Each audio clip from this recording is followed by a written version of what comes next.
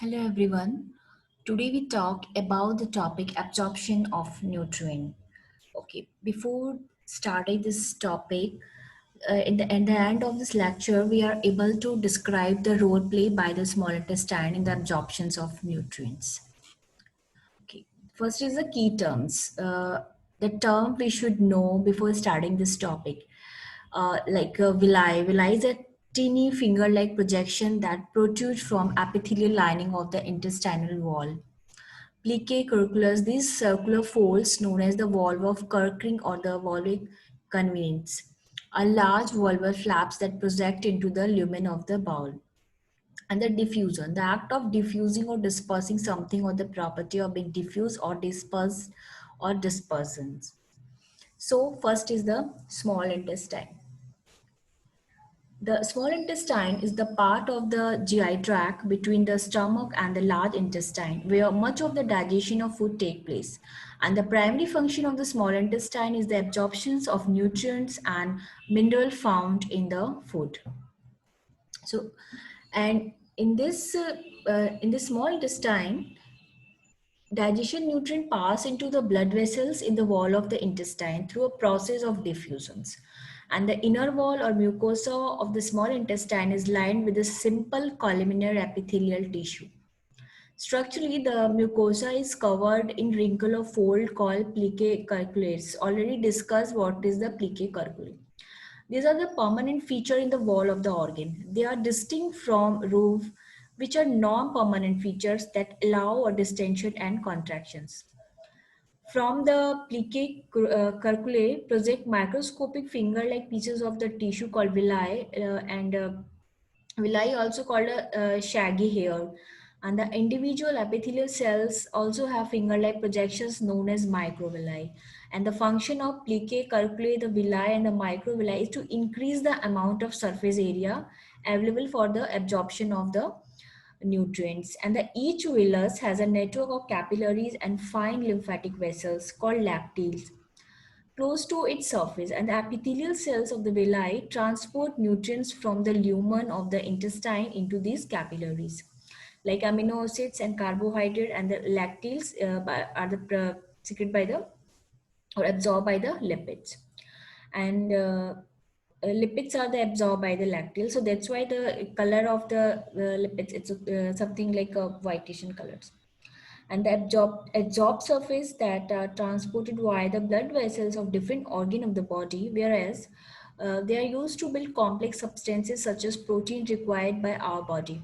And the food that remain undigested and unabsorbed passes into the large intestine. Next one is the absorption of the nutrients. So absorptions of majority of nutrient take place in jejunum. Jejunum is the part of the intestine. With the following notable exceptions, like iron is absorbed in duodenum, B12 and the bile salt absorb in the terminal ileum, and the water and lipids are absorbed by passive diffusion throughout the small intestine. The sodium bicarbonate is absorbed by active transport in glucose and amino acids co-transport. And the fructose is absorbed by the facilitated diffusions. Now the lipid absorptions.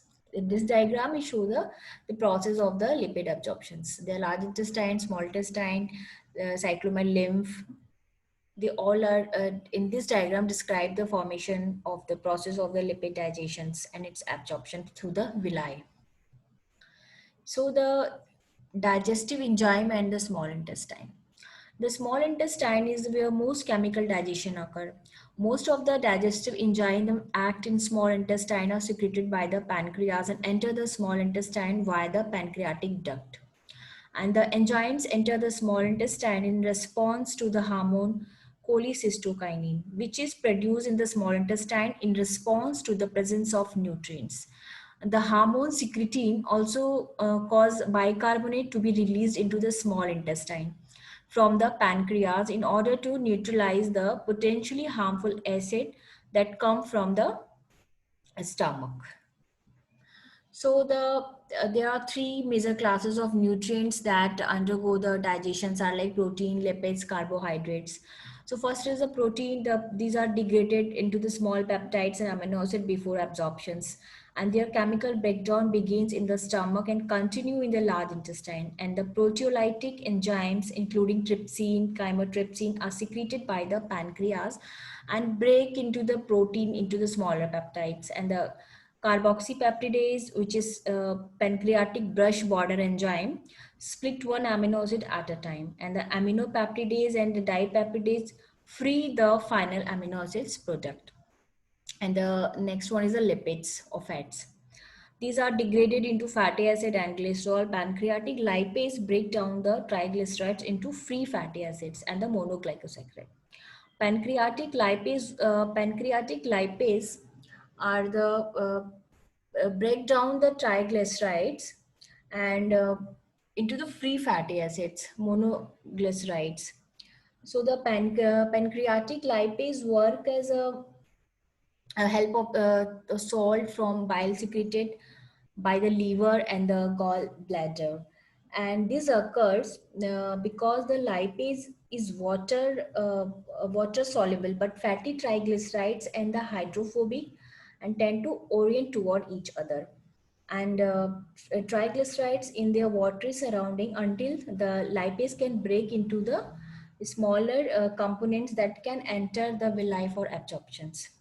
And the carbohydrates, some of the carbohydrates are degraded into simple sugar or monosaccharides, for example glucose. And the pancreatic amylase break down some carbohydrates like it's notably starch into oligosaccharides, and the other carbohydrate pass undigested into large intestine for further handling by intestinal bacteria. So the next one is the or last is the brush border enzyme. Brush border enzymes take over from here. The most important brush border enzyme are dextrinase and the glucoamylase, and further break down oligosaccharides. Other brush border enzymes are maltase, sucrase, and lactase. Lactase is absent in most adult humans, so lactose like polysaccharides is not digested in their small intestine. And some carbohydrates such as cellulose are not digested at all despite being made by multiple glucose unit. This is because the cellulose is made up of beta glucose that make the intermonosaccharidyl binding different from one present in star, which consists of alpha glucose. And humans lack the enzyme for splitting the beta glucose bond, and something reserved from herbivores and bacteria from large intestine. The fat soluble vitamin A, D, E are absorbed in the small intestine, and the factors that cause the malabsorptions of fat also affect the absorptions of these vitamins. And vitamin B12 is absorbed in the ileum and must be bound intrinsic factor. A protein secreted in the stomach in order to absorb. If intrinsic factor is missing, then vitamin B12 is not absorbed and the pernicious anemia is occurred. So pernicious anemia is a deficiency of the vitamin B12. Okay, the of the other water soluble vitamins like the transport folate B12 across the apical membrane and the independent from the sodium, but the other are absorbed by the sodium co-transporter.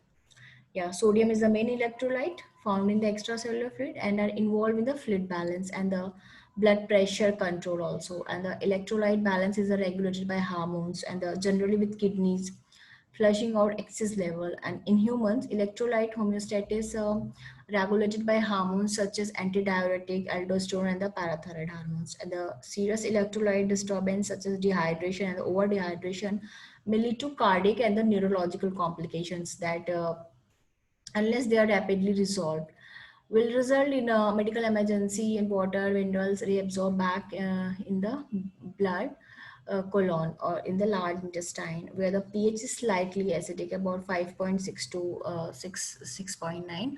So that's all and thank you so much for listening carefully.